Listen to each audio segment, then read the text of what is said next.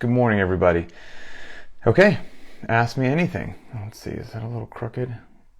Let me mess with this for a second. Okay, all right. Okay, what is it? Wow, it's November. That's insane. It's November 2nd. I still feel like this is a bit crooked. Okay. November 2nd. I can't believe it. We're in November. Okay. Ask me anything. Let's go ahead and kick this thing off. We got a bunch of questions, and I think if I don't get distracted, there's a chance that we can get through all of them. So let's go ahead and give that a try. First of all, as always, I'll start with just a cool shout out that I got from Dawn when she received her congratulations on 2-month email. Good morning, Melanie.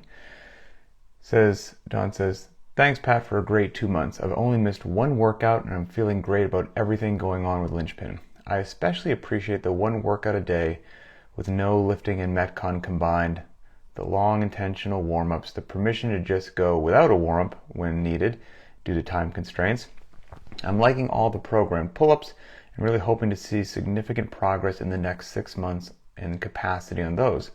I also never feel cheated when I have to choose the limited equipment option, which is dumbbells, or scale the scales workout. Fitness is always achieved. I walk away satisfied every day. One curious thing is that in 2 months, I have not ever been wrecked where I can't walk or sit down without extreme pain like I have experienced with some other programs. Now I can already hear some CrossFit Lynchpin people saying, oh, just wait, you'll have a day like that. But she says, even after yesterday with 4 miles of running, I feel pretty darn good. A little tired for sure. I wouldn't say the volume is less, but there's something going on there. I'm sore some days, but always able to function and don't feel forced to skip a day due to being wrecked, which has happened in the past more than I would have liked. Just some observations after all these years from different programs. Looking forward to all that's coming up, Dawn. So very cool. All right, let's get to the questions. First question from Eric CM. At what age are we too old for gains? Ooh, great question. And one I've answered a couple times, we've covered on Very Not Random as well. I don't think that there's a particular age for that. I mean, certainly it's going to be more difficult to put on muscle mass and build strength and things like that at 55 than it was at 25. I mean, that's for sure. As the decades tick by, it's typically more challenging to do that. But 100% not impossible. I mean, just in Lynchpin, there are tons of people in their 50s setting lifetime PRs, and they've been lifting for decades. And so that in and of itself leads me to believe that it certainly can be done. It just takes more focus, more dedication, more challenge, and the little things probably catch up with you more. Sleep, nutrition, warm-ups, cool down, technique, all of those things that maybe you had more wiggle room to get away with and be a bit sloppy and things still went great when you were 30. Might not happen when you're 52. And also, too old for gains, depending on how you frame it, you have a lifetime of new gains and achievement ahead of you because there's so many things that we do that I bet there's an area that you could just decide to focus on. So I don't know, maybe you know what your 5x5 deadlift is, right? And you feel like maybe that's stalled out because you're at a certain age, whatever it happens to be. Well, if you've always done touch and go, now start doing 5x5 dead stop deadlifts. And you know what? You have now a different variation of that lift, and it's going to be a new PR, and you can try to improve with that. Have you tried your 1 rep max weighted pull-ups, max dead hang pull-ups, burpees in 2 minutes, 800 meter run, 5K run, strict press, L-sits, there's also, box jump height, max double unders, working on a press to handstand. There are so many things that you could find some way to embrace those, do a variation of something that you haven't done before, that you could be good to go for a very, very, very long time with your creativity, and that helps keep training fun. So from that aspect, I don't really ever think there's an age that you're too old for gains, because there's always something that you could be working on because there's so much variance in what we do. Let's see. Laura, have you ever thought about programming a scaled, no equipment, or limited equipment option? I frequently have to scale those movements and would love even some more suggestions or alternatives. Short answer, no. And that's just because the education component is why it's so critical here, that after a little bit you'll get a sense of what you can do there. And we already have 5 different workout options, and 5 is a lot every day. And it doesn't, if we had, I've said this before, if you were serving 10 people, there's a chance that those 5 options might work beautifully. If you're serving 100 people, there's a better chance that somebody might be between option 1 and 2, need a little bit of wiggle room here, and then you add a couple more options. If you're serving 1,000 people, there's a good chance that 17 different options there's never going to be an end to how many, the larger the group of people, and even if you had 20 people, there's a good chance you might need 11 different options because somebody's shoulder's a little sore, whatever it happens to be. So at a certain point, from having the prescribed, the wild card, the scaled, the dumbbell, and then the no equipment option, and then providing, I think this is Linchpin Conversations like 409, for the educational aspects. Once you start to consume a fair amount of these conversations, how to scale, modify, even the scaled or modified option will make a whole lot of sense. It's not that challenging to do once you've got all this information in your head, bounce some ideas off some people in the community, and you'll be right on track, no problem in any way, shape, or form. Mary F. 2 running mechanics questions. I hope they make sense. One's a head scratcher. I always thought that long levers were good for running, but I've seen in competitions they say that it's faster to do shorter strides. Why is that? Then in my run today, I went further and I was met with a steep decline. My torso went back, I guess, to compensate. Isn't ideal posture for hill running, uphill and downhill. I tend to bend forward. Mary, I'm going to be honest with you. I don't have the answer to your question. I would have to default. That's a very specific and nuanced running question. I have to defer that to somebody else. And I have a feeling that if you get lost in a couple rabbit holes online, that know that each running community or technique would be hell-bent that theirs is the right way, and they would have reasons as to why and be able to quote runners that do it. Either the shorter stride, higher turnover camp, front of the foot, mid-foot strike, hitting the number 4 position, versus somebody who's a longer stride. I bet you could even find somebody who is a profoundly amazing runner and they heel strike, and then somebody could support, look at what they're doing. And so, that's not my exact area of expertise, and so I'd have to defer on that one. But I do know there's most likely, a happy medium. I don't think you want a profoundly short stride with a super high turnover and not a super long stride where you're heel striking. I bet it's that happy medium in between where you've got a moderate stride length and a nice cadence of your turnover, most likely with a slight lean forward to help you do that. Although I will say, I'm a bit of an anomaly there as well, because I sometimes feel the best running and put up some of my best times and I could just feel the best when I am lengthening out my stride and even doing a bit of a heel strike, which I know would be heresy in a lot of those communities. And so, even my personal experience of what feels good for me sometimes deviates a bit from what I classically hear about. And so I'd have to get lost down a very long rabbit hole about that. And that would be something that I think you could get lost with a good cup of coffee. Laura, not fitness related, but do you get recognized in the town that you live in? Every now and then, but not with any extreme regularity. It's funny. It happened the other day in the grocery store. It was funny. There was some dude, I guess, who was watching one of the old CrossFit Games documentaries, and I was in there with my daughter buying something, and he was looking at me weird, and then we locked eyes, and he continued to look at me weird. And he was like, "Are you the guy from the documentary?" And I was like, "I think I know what you're talking about." Let's see. Corey, how feasible do you feel it is to complete the prescribed workouts and stay on track with programming in a regular gym, such as Planet Fitness, Crunch Fitness, something like that? The issue is there's usually no heavy weights allowed on the turf where the boxes and pull-up bars are, and there's no moving equipment either. Sometimes it makes more sense to complete the limited equipment option, which is dumbbells, for the sake of convenience, but it feels like I'm shortchanging myself on skills. Okay, good question. So I guess the short answer is, how feasible is it?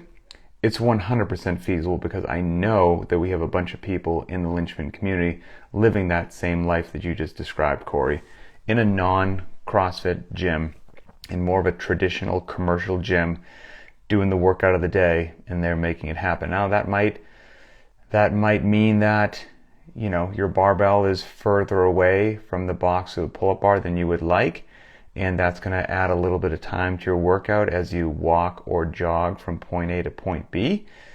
Hopefully it's not like upstairs or downstairs, right? It's just a little bit further on the same floor than you would want. And if that's the case, you're going to be just fine. Don't let that rattle you, that,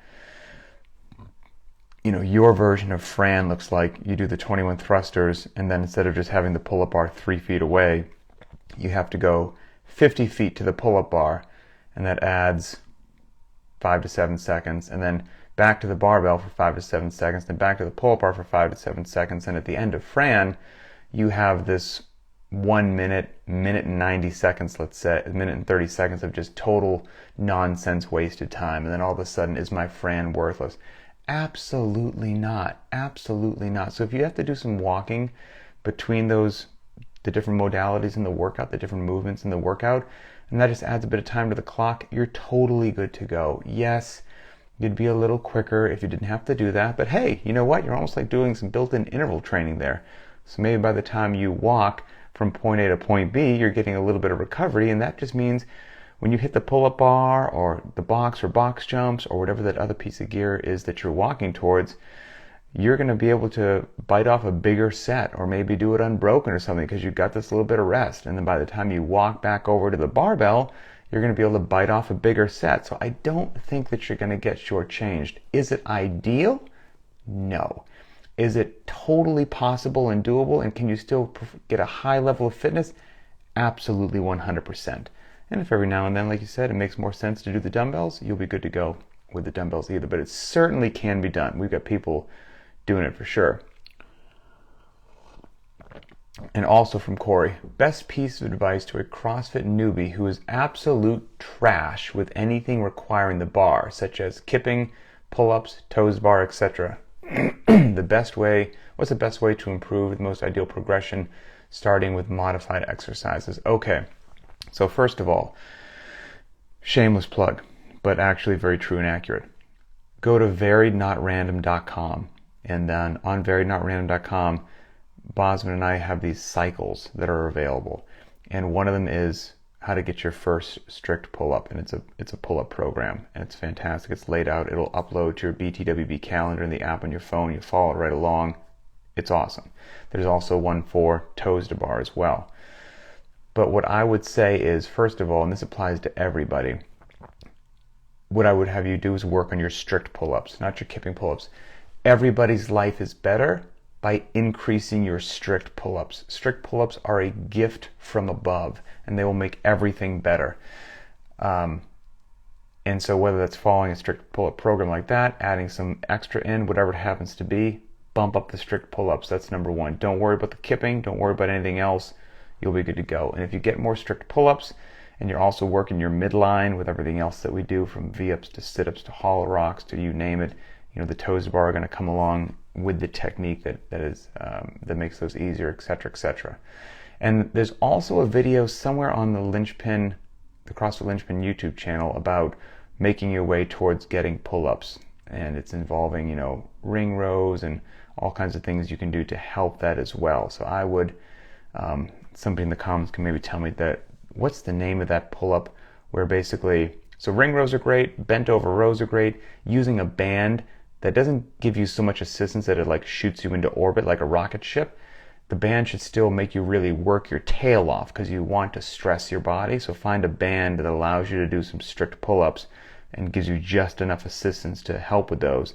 And if it's a set of 21, I don't want you to do the 21 unbroken with the band. I would want to see 3 difficult sets of 7, let's say. That'd be a nice band. But there's also that way to do pull-ups where you kind of have like a barbell secured in a squat rack, a little bit on the low side, and then you sit on the ground with your legs out in front of you, and you reach up and you grab the barbell that's secured so it doesn't bonk you in the head in the squat rack, and you do this kind of a pull-up there, like a bit of a leg assist pull-up.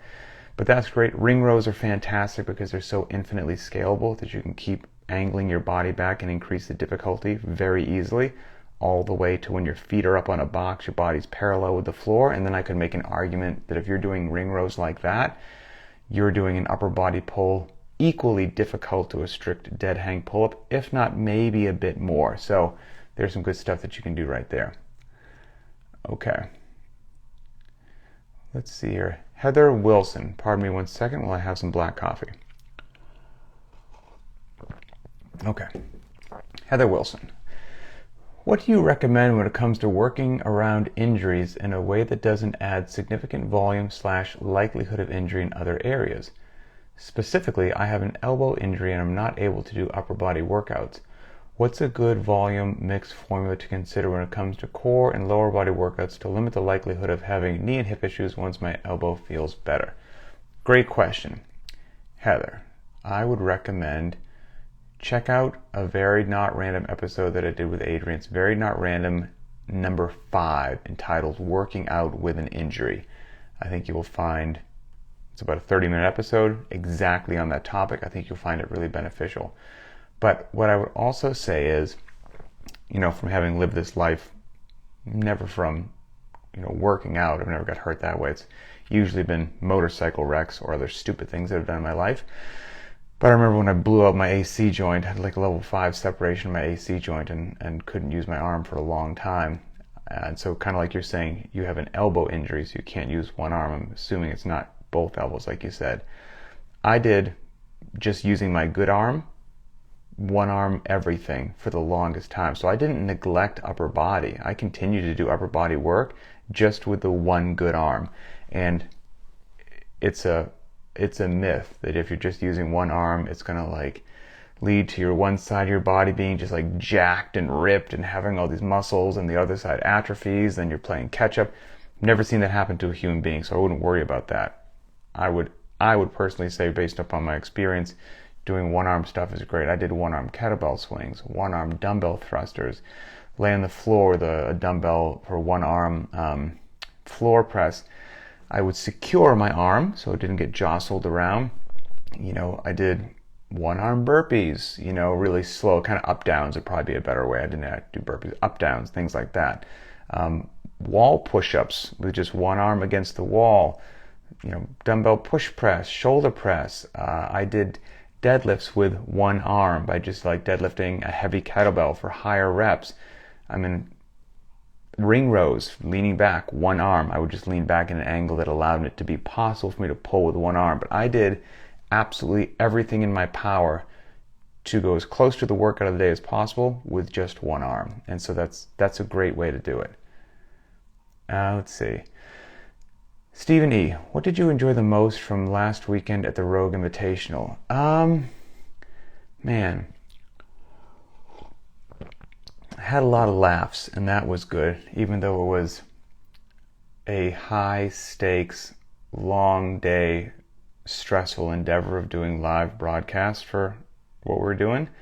What made it good was when I had some folks in the program that just, some people just had me crying, laughing. We're just razzing each other back and forth, and it was a really fun time. But I would say what I enjoyed the most was when Brian Shaw and Jerry Pritchett were on the show. Brian Shaw, 4-time world's strongest man, 6'8", 440 pounds, something like that. Just a grizzly bear of a human being. And then Jerry Pritchett, who I believe has competed in the world's strongest man 6 times and was a former elephant bar deadlift world record holder. Those individuals just getting to spend, and they're amazing, warm, kind, generous with their time, humble. Getting just to have hours and hours of conversations with those people about all things strength, all things lifting, their experience, what works, what doesn't, lessons learned. It was, that's some of the stuff that I cherish. I feel very honored to be able to just soak that knowledge up from individuals like that. So that was probably by far my favorite stuff. I've seen a lot of CrossFit in my day, and while the CrossFit is cool and I still enjoy it, obviously, getting to see something different in that world, it's like the strongman stuff, is really cool, and especially getting to chat with them. Matt S., I see you've got a question here about your partner getting migraines after performing certain movements that involve a lot of trap activation, such as rowing, pull-ups, cleans, ring rows, etc., and have a detrimental effect on her the day after working out. So she heavily scales the movements. Let's see.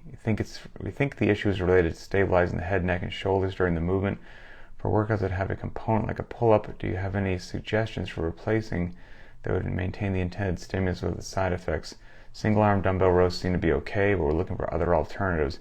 My first thing is not to get outside of my, domain.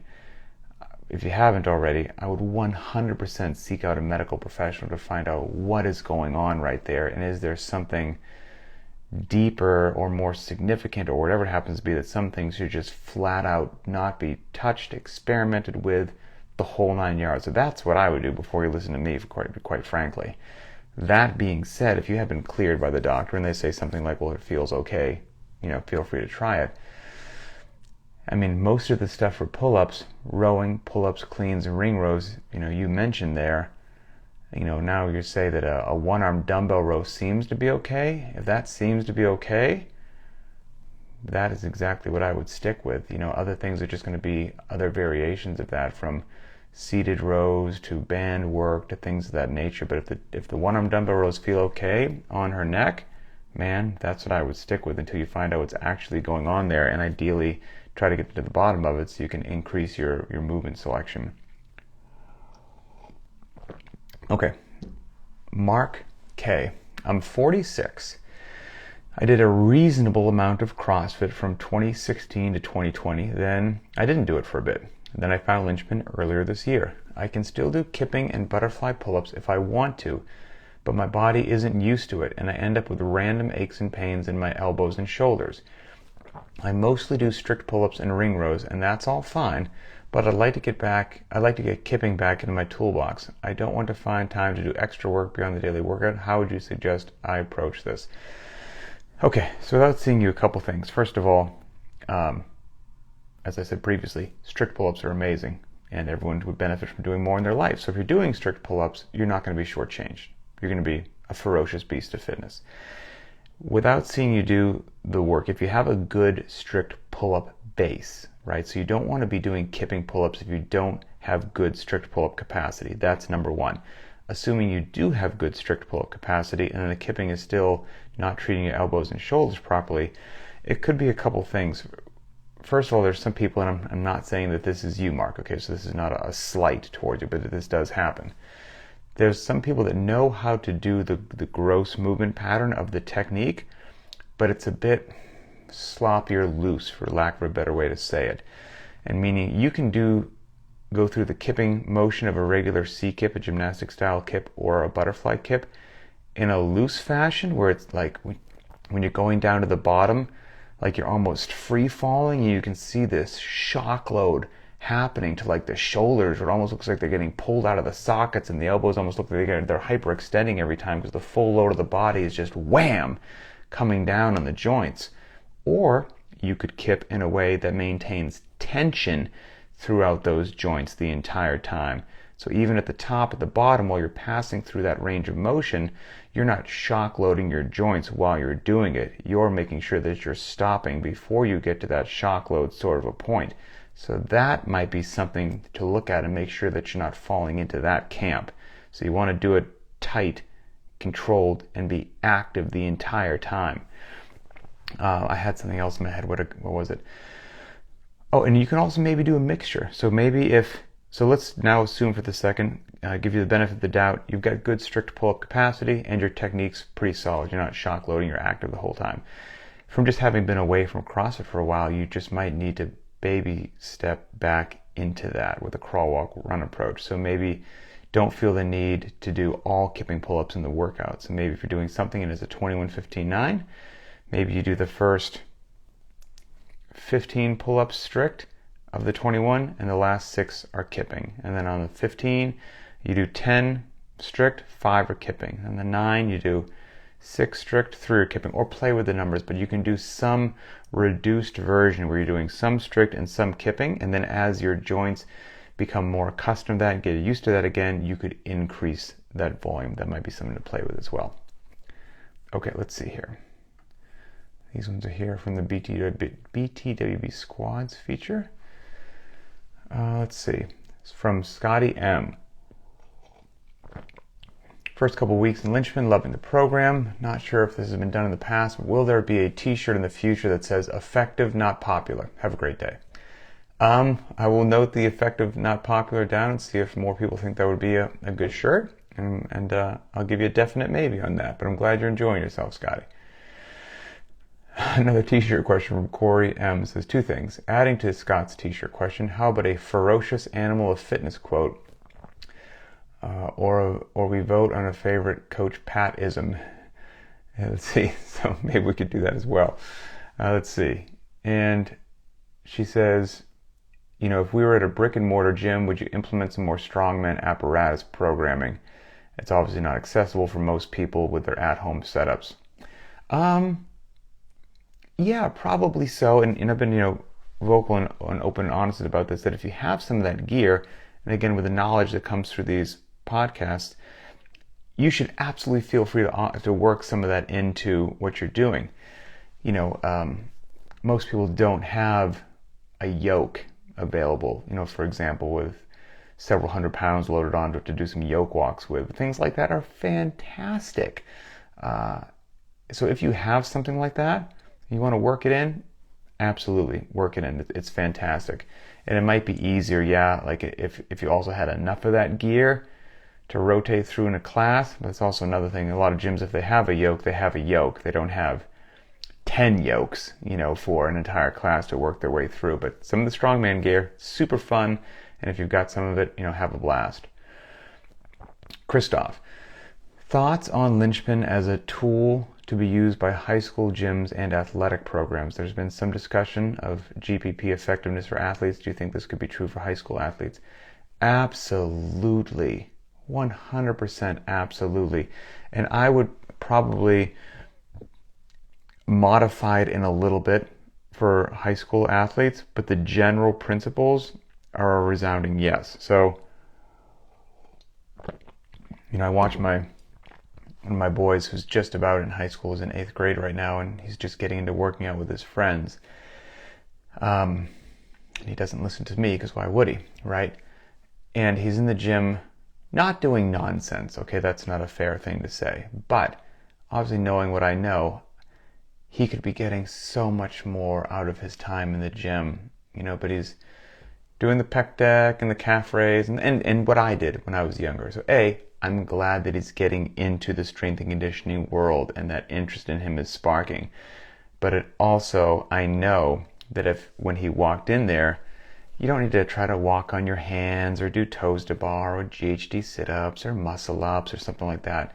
But at that younger stage, high school athletes, if we just got into the foundational movements that we're gonna do squats, and we're gonna do deadlifts, and we're gonna do power cleans, and we're gonna do box jumps, and we're gonna run, and we're gonna sprint, man, he could be a beast and could be laying a foundation of those movements that would serve him so well. So those are the sort of things implemented properly in a high school setting, time domains, loadings, mixed modality, but removing some elements just for that segment of society, absolutely. I think it'd be a home run.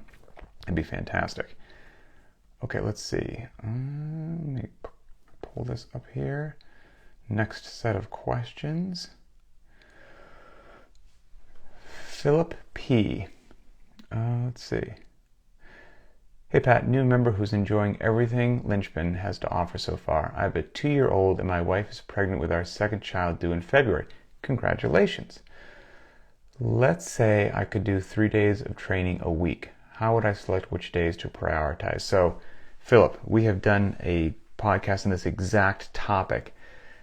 The exact number is eluding me as to which Linchpin conversation it was, but if you search for a bit, you might find it. We've covered this exact one. But the short answer was, if you could only do 3 workouts over the course of the week, make one of them a heavy day. And then of the other 2, what I generally say is, pick one that'll be easy to say yes to, okay? Because you're in a tough spot in life, newborn child in the house. So pick, of the other 2 workouts, pick one that just puts a big smile on your face. It's a wheelhouse workout. You love the movements. This is what you would do if you just cherry picked. Great. And then the third one, pick something that, not that you hate, because that might be tough to walk into the gym, but maybe has 1 or 2 elements that are not wheelhouse for you, that maybe fall into the area of something that you're a bit deficient or could use some improvement at. And so that's going to be helping really drive the needle forward for you. So 1 heavy day, 1 that puts a huge smile on your face, and 1 that has an element or 2 that you really need to improve upon. And you'll be good to go. And the dumbbell workouts are lifesavers also if time is short, space is short. So don't feel like you're going to be shortchanged during that time with a new baby in the house if you grab the dumbbell workouts. Let's see. Joseph T. Hi, Coach. I've been on Lynchpin for 2 months now. After following 1 year, 5 days a week self-programming weightlifting in my garage with some dumbbells, kettlebells, and gymnastics rings only. It's the most consistent I've been in 2 years of CrossFit almost a decade ago, and I'm absolutely loving the program. So on to my question. I finally invested in an Olympic barbell and 140 pounds of bumper plates for my garage. Congratulations. Until I invest in a squat rack for said barbell, what should be done about back squats when they show up in the programming? Are there some do-it-yourself tricks you've seen just to elevate the bar for those few occasions for back squats? Are there some substitutes that I can do? I have a weight vest I can also add, etc., etc. So there are certainly people, and I don't want to speak for the structural integrity of these items, but there are certainly people who have constructed their own racks and posted photos of them doing it, and they've been doing it for years, and some people who are quite talented with carpentry. They seem to be rather bomb-proof and awesome. So they're out there and you can do it. Shy of that, okay, which obviously be smart if you're going to do that. If you just, until you get a squat rack, have to, and maybe you're not comfortable getting the barbell onto your back, you could just front squat. I did that for the longest time when I first got into CrossFit in my garage and did not have squat racks. Anytime a back squat workout came up, I just power cleaned or squat cleaned the barbell, got it to the front rack position, and with my limited weight set, I just did more reps. Okay, so let's say you could do a 1 rep max back squat of 225 pounds and you only have 140 pounds in your garage. No worries. Get that barbell in the front rack position and do a set of front squats until you cannot. And when I say you cannot, I don't mean your back is caved in like a tortoise and you've lost all good mechanics and you just collapse into a pile of jello on the floor.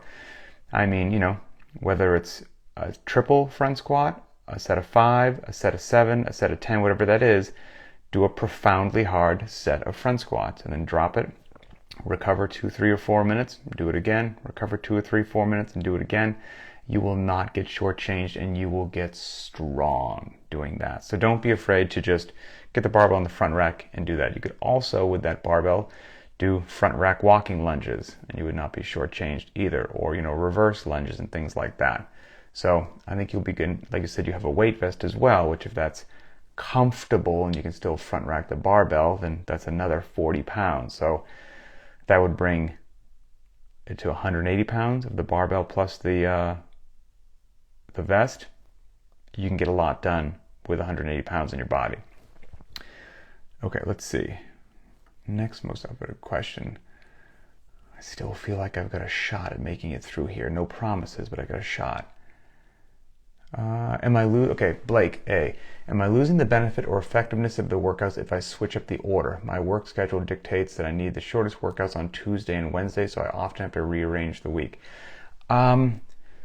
It's not ideal, Blake, but life doesn't care, right? You've got a schedule. It is what it is. And so doesn't matter if it's ideal or not. That's what you have to do. So do what you got to do, because you're still getting in the world's best strength and conditioning as far as I'm concerned. Now, the days are laid out 100% yes in a specific ideal order.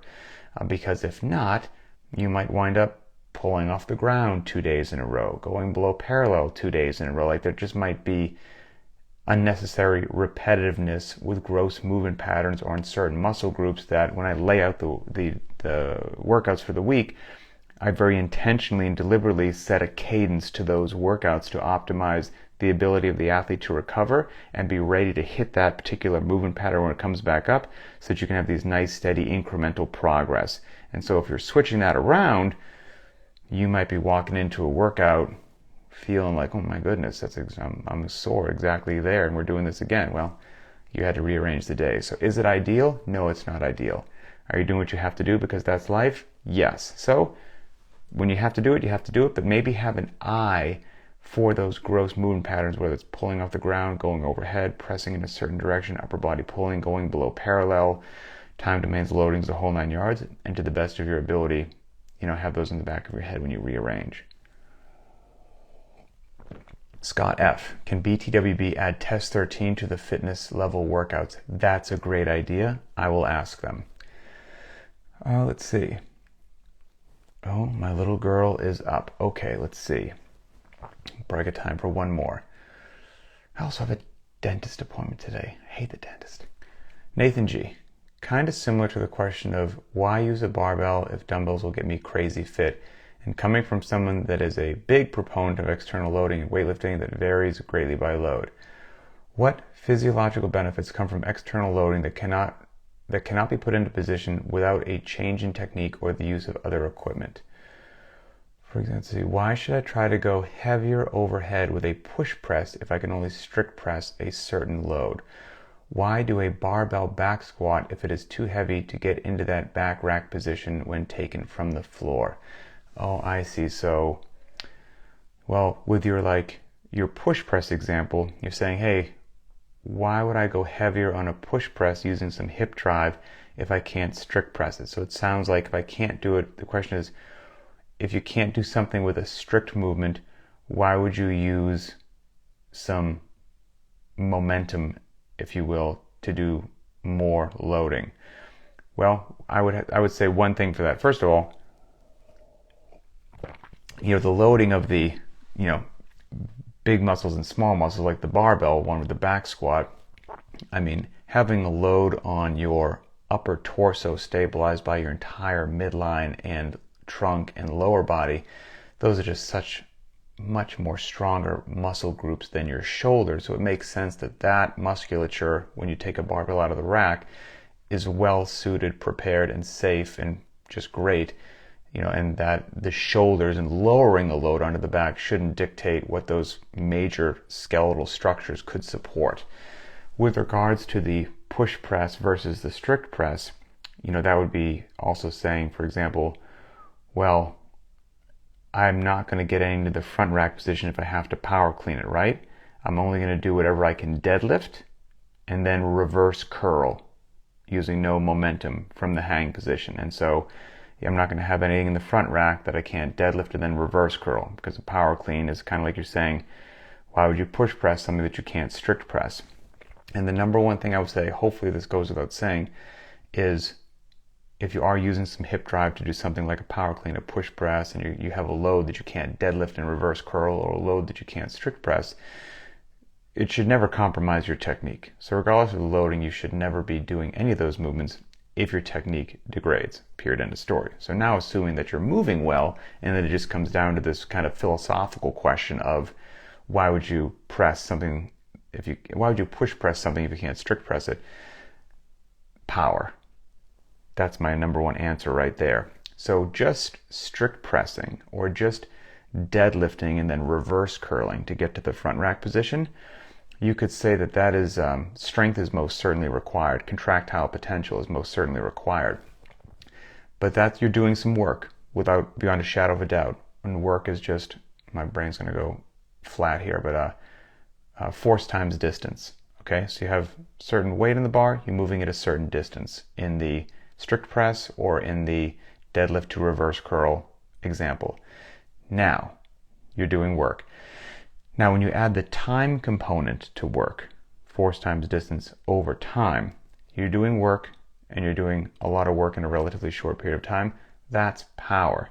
And it has been shown over the decades of us doing this sort of strength and conditioning that movements that produce power are head to toe strength builders, and power is intensity, and intensity is that unique variable, mission critical in helping drive your fitness forward, both your strength and your conditioning. So when I, relative to my ability to maintain sound technique, can do a higher power producing movement or do more work in a shorter period of time, it's a very beneficial thing for my fitness, a very beneficial thing for my strength and conditioning.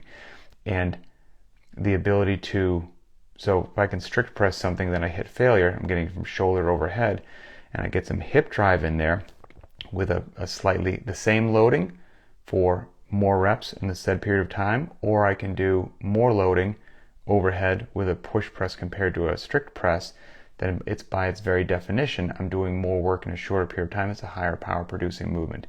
Same deal if I had to just only be limited by a deadlift to a reverse curl versus somebody who knew how to do the power clean, then I'm going to be doing more work in that same period of time with the power clean. It's going to be a higher power producing movement. Power is intensity. Intensity is a very good thing for fitness. That's an oversimplification. It's not like you just always do the higher power producing movement and that just leads to fitness, or else we wouldn't do strict pull-ups and we wouldn't do strict press and we wouldn't do strict whatever it happens to be. So they all have their place. But if you are eliminating those multi-joint compound movement wave of contraction from the core to the extremity, high technique, complex workouts from your arsenal, you are definitely shortchanging your gains in fitness there. And also there's a huge neurological component to those movements. The push press compared to the strict press, the power clean when compared to the deadlift and reverse curl. They are more difficult and they require a very precise sequence of firing your muscles in a particular order to achieve that movement. And that brain-body connection by doing complicated movement patterns is what also develops the central nervous system as well. So that's all of those things together are why they're very profoundly important and useful, quite frankly. And you could be a strong athlete without being a powerful athlete. And I'm probably not wording that properly, but point being, when you're doing the power cleans and some of those other things, you're not just getting that slower hip opening with the deadlift, but you're getting an explosive hip drive and opening. And that, you obviously want contractile potential and power. It's going to serve you well in sports, serve you well in life, serve you well in the field of battle, whatever it happens to be. But then adding that power component, that explosive component, that's going to just make everything in your world better. And if you're neglecting that from your arsenal, you really are doing yourself a disservice. So hopefully that helps. All right, great. I'm going to go get my daughter up. Thanks for being awesome, everybody. It's Thursday. It's a rest day. Hope you enjoy it. And we'll talk later.